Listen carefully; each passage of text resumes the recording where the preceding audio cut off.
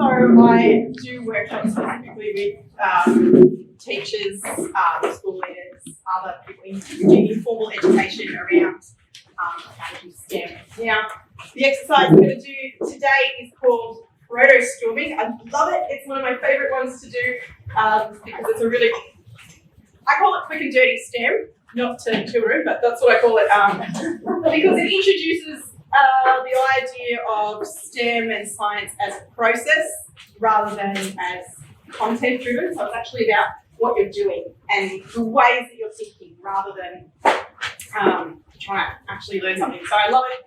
It's very, very short. I've done it, I think, when I've had very little time, about 15 minutes. I'd like to give it a little bit more time than that. Luckily, I have half an hour with you today, which is great. And it gets people talking, it gets people moving, it gets a lot of cool stuff happening. What I'm going to ask you to do before I go into any more detail about the activity is that we are going to be moving around. So I think I'm going to have to get you to move your chair. This exercise, we use at Questacon a lot, but it doesn't come from us. It comes from a woman in the USA called Coral Clark, who now works for NASA, but used to work for a group of people or a group called RAFT, the Resource Area for Teaching.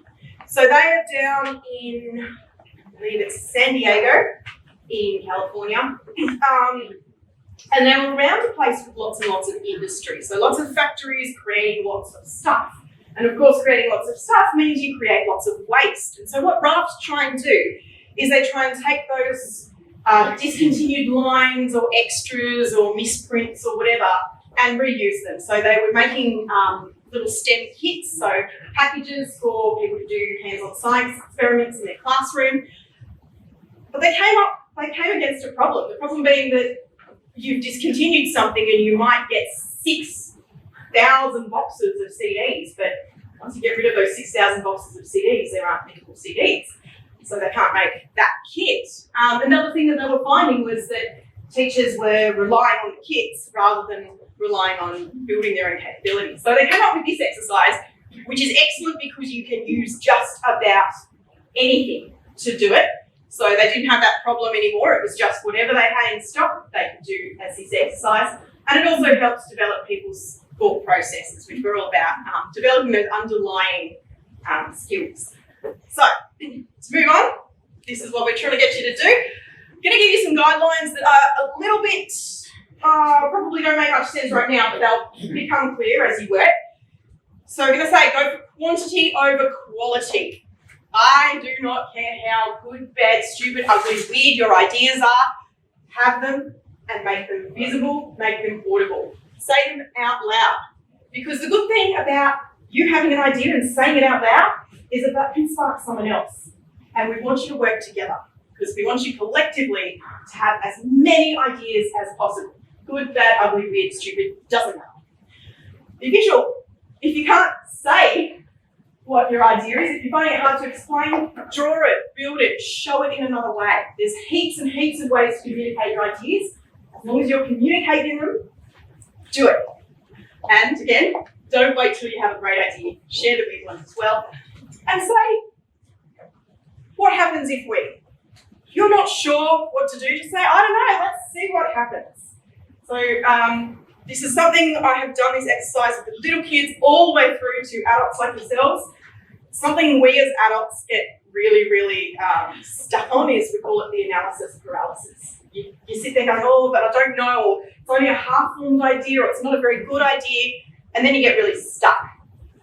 Doesn't matter. If it's half-formed, write it down anyway. If you're not really sure, talk about it with someone else. If you think it sucks, throw it out and see what happens.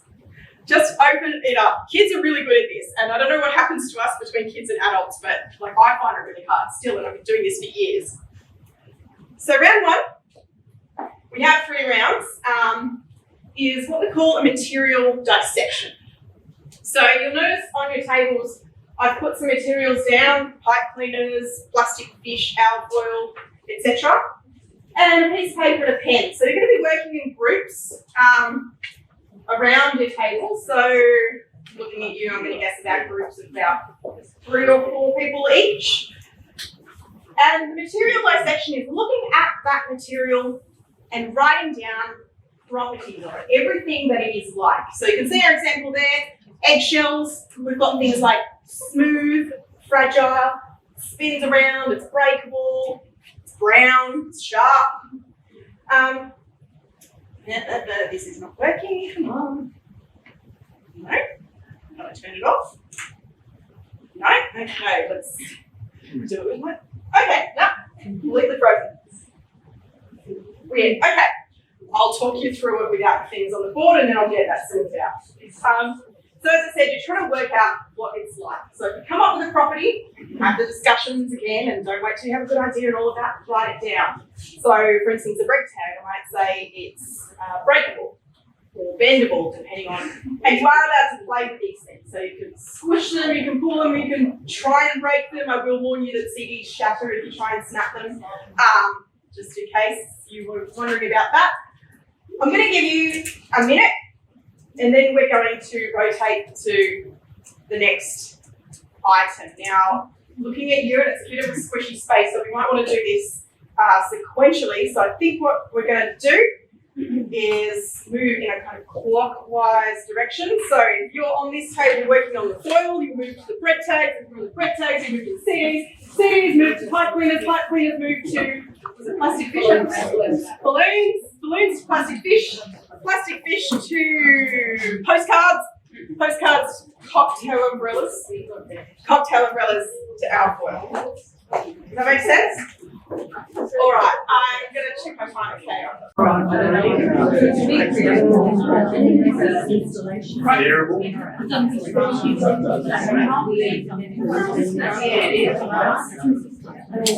Yes. Durable.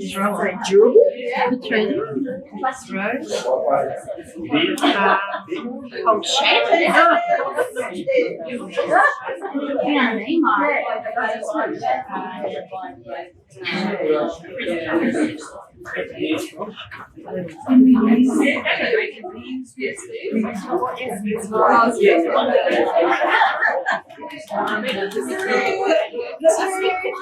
One and changing again. Where are we? Yes, I can have that one go to the city.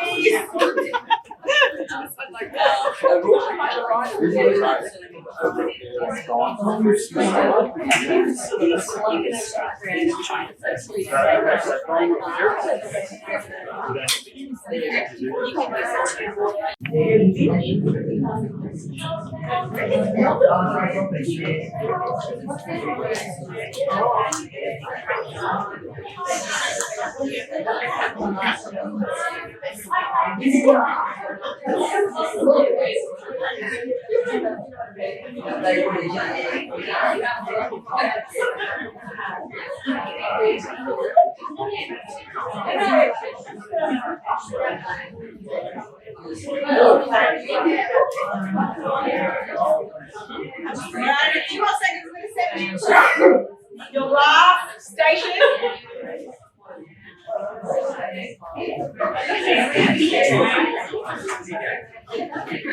3, 2, 1.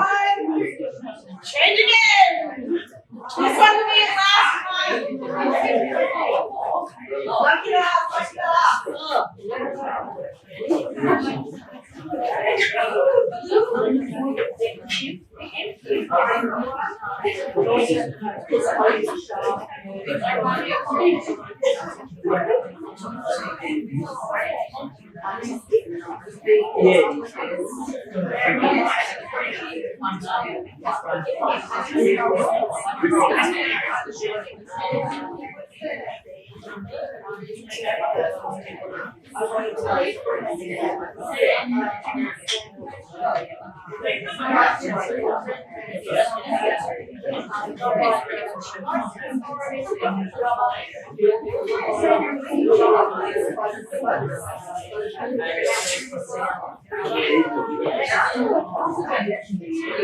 Okay, 10 more seconds.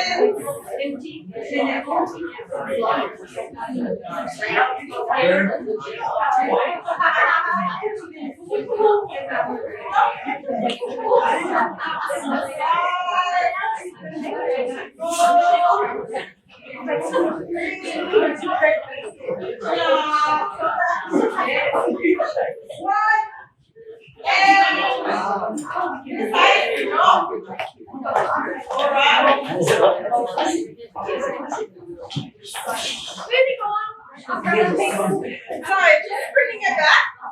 We're gonna have a super quick conversation about that. Have a look at your lists and have a count of them. Does anyone have more than 10 properties on their list? And on who do? More than 15? Yeah. More than 20? Yep. Oh wow, okay, more than 25? Yeah. More than 30? Oh wow, so wait, these 3 steps over there too? Yeah. Oh wow, 35? We're on 35. 35, cool. 38 on the one list. Oh, 39 on the plastic fish. Wow. I wouldn't have thought the plastic fish had 39 properties, but there you go. Find a big bag of soy sauce fish, you go. What are you going to use that for? That's awesome. That's really great. And did you find that some were easier to write properties for than others? Yeah. And why? What made them easier or harder? Limited use. Limited use, as in if you didn't. Well, there's only a certain amount of use property in a species. Yeah, okay. So did you find that things that were, I guess, more composite had more uses, or things that were singular? It's not harder as you go along. Yeah. People were chosen the main. Yeah. So that's a really good point. Some people find it easier as you go along because you start getting into the groove of just pulling out the weird stuff, and some people find it harder because you go, well, you know, all the things that you could think of at first already taken, and then you go, oh, now the bit stuff. Yeah. So it goes either way, and yeah, that's a really, really good observation. So I would love every stage of this I want to talk about Emma, but we need to move on. So round 2 is visualizing ideas. So we've talked about what the things are like. Now we're going to visualize what they could be. So what we're going to do is, you can see on each station I put some post-it notes and a couple of pens. I don't know if the pens work, I just grabbed them from a box upstairs, so if you've got your own pen, it might work a bit better. What I want you to do this round is we'll do the same thing, so you'll work in your groups, and we'll give you a minute and we'll rotate around. Come up with ideas of what this item could be. If it was any size, any shape, if you had as many of them as you could think of. It doesn't have to be the sole ingredient, but it does have to be the main ingredient. So, for instance, with my pipe cleaners, I might decide that they're going to be a caterpillar. With the balloons, I can decide that they're going to be a giant trampoline. Now, make sure you write, as you have your ideas, make sure you write them on a post-it note. One idea, one post-it note. And when you've written that one, stick it down. Come on with another one. Where we go?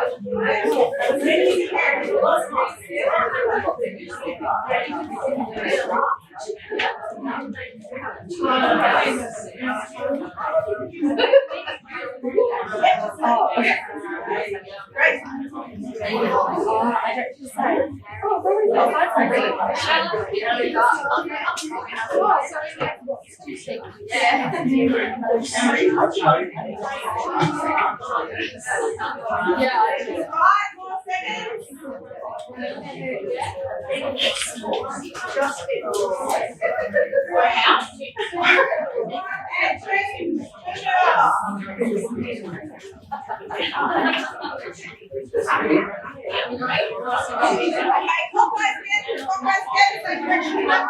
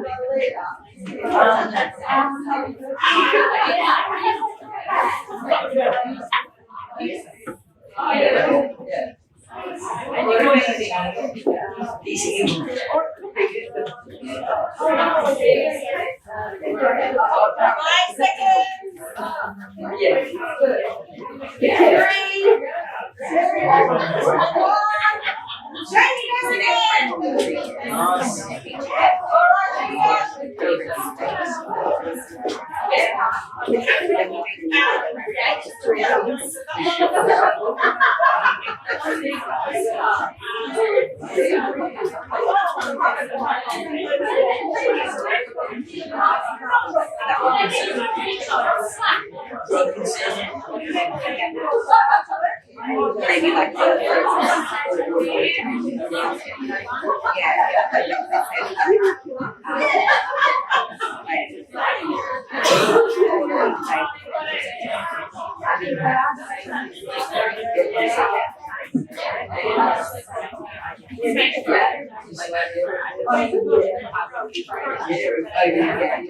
say it at the end as well. So like that just seems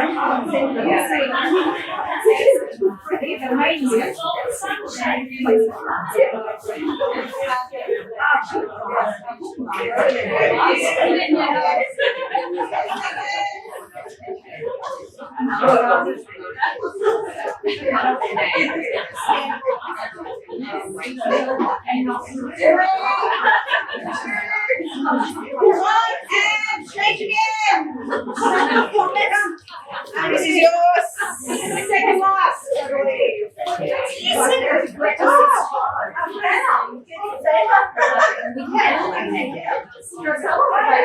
Oh yes, available or not available.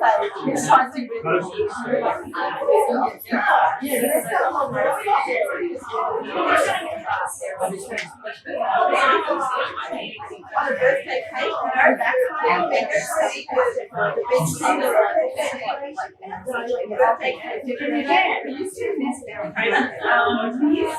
what else could you do? It's only got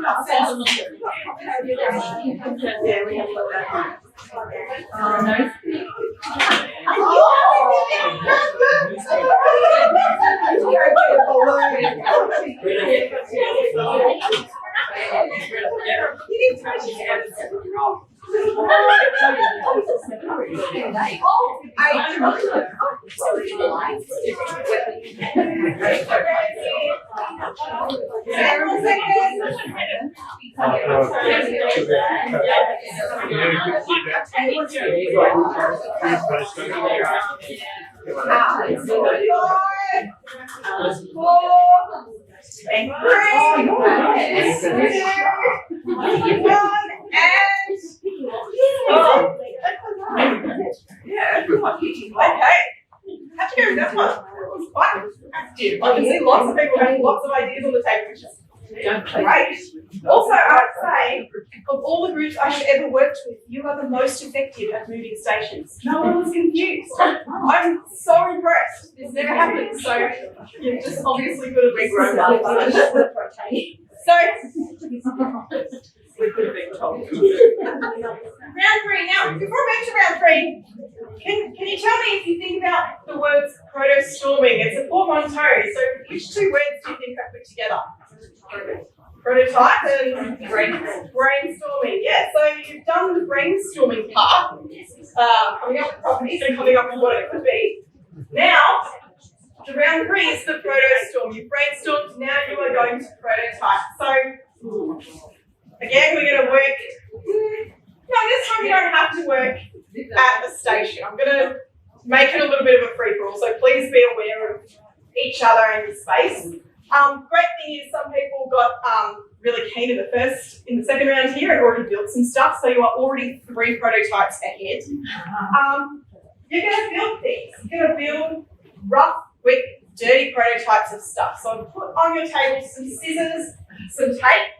Also along my wall over there, you can see I've got lots of other materials if you need to use something extra. So you can either build something that's already written down and drawn for you, so you've already got a head start, or you can come up with something completely different. But if you do come up with something completely different, you need to write down, just listening before we start, you need to write down what it is.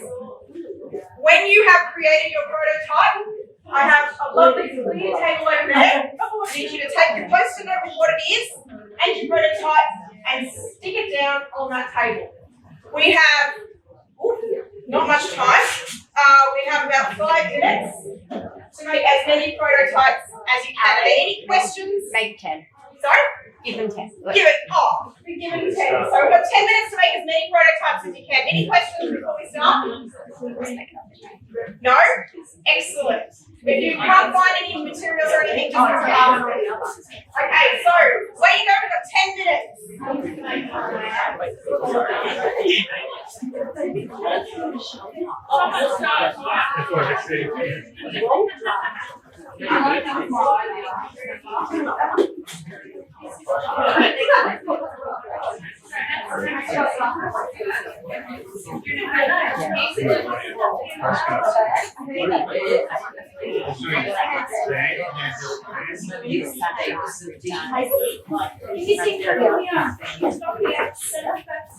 What's that one going to be? I don't know. It's with carrots. Oh, water carrot. Yeah. This is great. I'll take that together.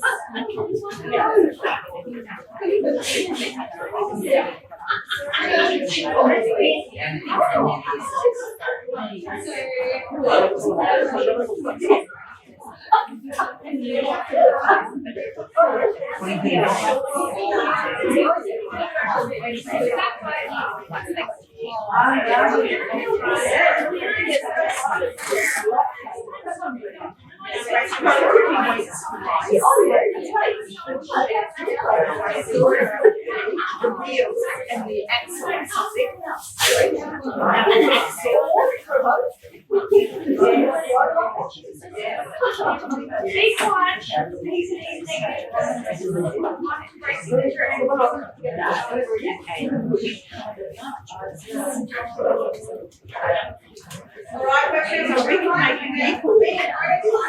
it doesn't have to be complete, finished, or even very good. It doesn't have to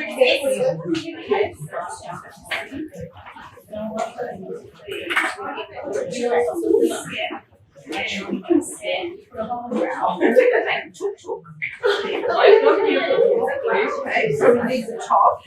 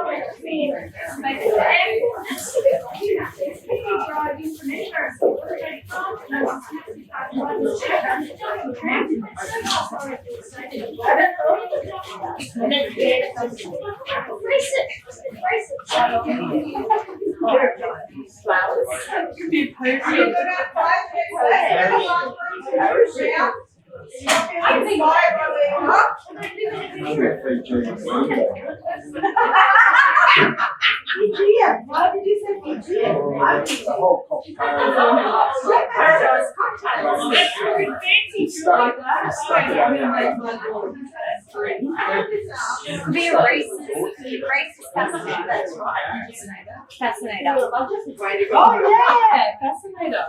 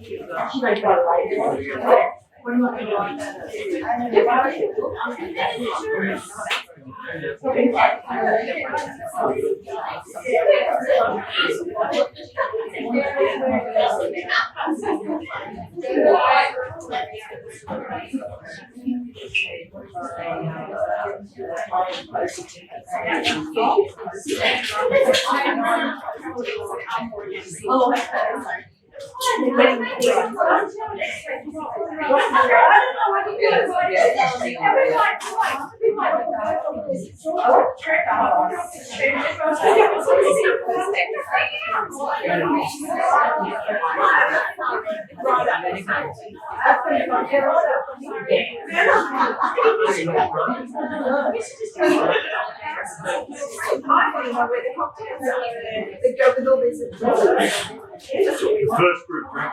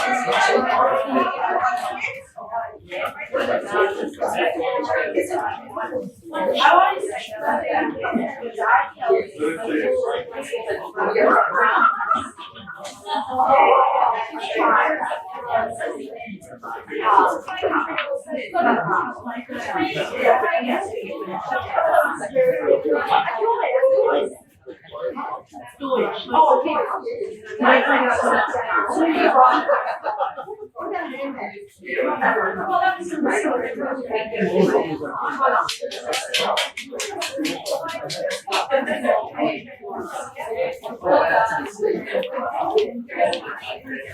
So half of the story there,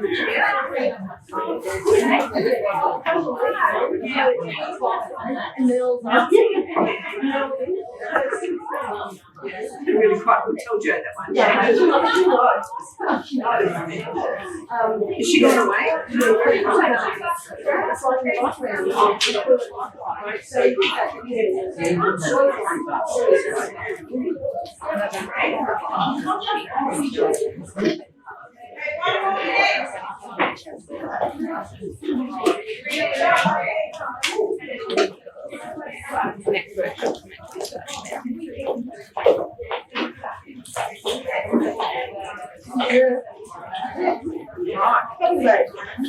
We didn't make a pitch. Okay, I said 1 more minute, but I'd like to take a breath up. Give you 10 seconds, so if you've got anything on website, just grab it as is and throw it on the table. 10, 9, 8, 7, 6, 5.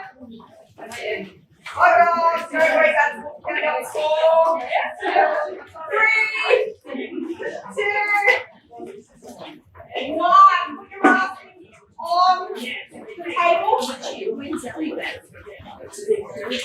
Now, because you have to move on, I won't talk too much. Normally I get things to do with the gallery and you have to look at what other people come up with.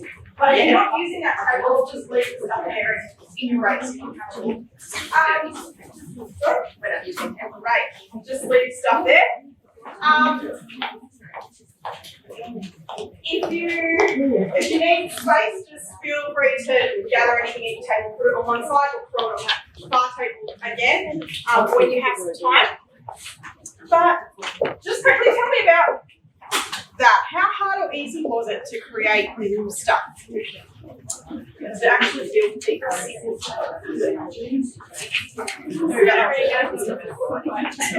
You thought it was quite simple to build things? And so, even with the time pressure and things, you actually found it a bit easy? I think the pressure wasn't. It was just to do it quickly rather than to do it well. Yeah. And also the thinking has been done. Yeah, in some ways, so the ideas are there. Yeah, that's true. So if I just said build something with the foil, would you have felt a bit differently about it? Or build something with a cocktail umbrella? Yeah. So we love this process as a 3-step process because you've already got the ideas. We can also build on it. So if we've got more time with people, we get them to then have a look, choose something and build a good model of it rather than our prototype. How did you feel about, so that was good that you said you didn't feel like you had to make it nice. Did anyone get a bit stuck in thinking they had to make it finished or perfect? Yeah, it does happen. The thing that I forgot to tell you is something that Jared had an experience of, is that he did this with a bunch of Year 8 students, and one of them came up to him with a bent paper clip and said, "Oh, I made a prototype, it's finished." He said, "What is it?" And the kid said, "It's a square." Jared said, "No, it's not, it's a bent paper clip and the ends don't even match up." He said, "It doesn't matter, it's a prototype." And that's the perfect way of looking at it. It doesn't matter if it's finished or complete. So that's great.